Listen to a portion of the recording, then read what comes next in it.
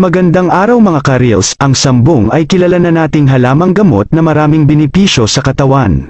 Isa na dito ang rayuma, dikdikan lang natin ang dahon nito at ipahid sa masakit na parte ng katawan. Nakakababa ng lagnat, dikdikan lang ang dahon ng sambong at ilagay sa malamig na tubig, isawsaw ang tuwalya pigaan at epatong sa noo, lagyan din ang kilikili. Nakatutulong sa ubo at sipon dahil sa nilalaman nitong expectorant properties. Tinutunaw nito ang plema, sakit ng tiyan, may kakayahan ang sambong upang labanan ang mga bad bacteria sa ating tiyan na nagiging sanhi ng pagdudumi.